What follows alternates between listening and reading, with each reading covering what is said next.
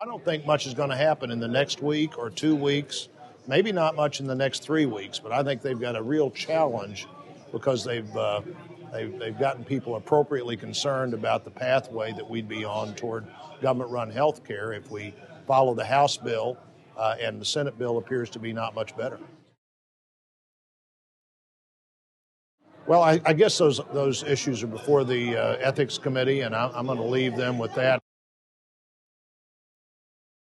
On the ACORN vote, in our state of Missouri, we've had problems with ACORN in our elections going back to 2002. Virtually every election cycle, there's some new abuse of the system. We have people that then will contend that somehow voter registration fraud's not really voter fraud because they haven't voted yet. That's a ridiculous position to take. It'll be interesting to see on the House vote this week if that actually stays in the bill, or if the conference controlled by the majority just suddenly lets that overwhelmingly passed defunding measure for ACORN go away.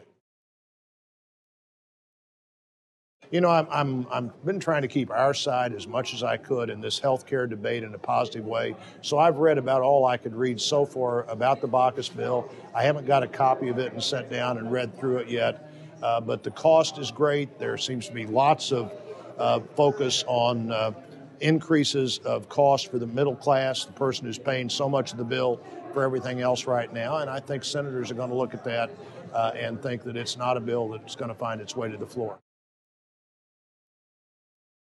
Well, the issues that the majorities created this summer in a state like Missouri are incredibly important to our state. A cap and trade, which is essentially a national energy tax on coal. 82% of our electricity comes from coal. This ridiculous plan that would lead us toward government-run health care. Workplace rules that don't allow people to have an election any longer as the ultimate requirement. I guess you'd be allowed to have an election, but it allows people to bypass that election to decide how you're going to organize the workplace, all of those. And then, of course, the important need to defend the country.